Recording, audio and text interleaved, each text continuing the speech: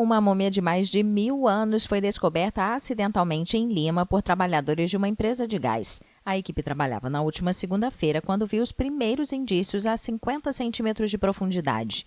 A surpresa veio após escavar até 1,20 m, quando perceberam que estavam diante de uma múmia de uma cultura pré-hispânica de um menino que tinha entre 10 e 15 anos.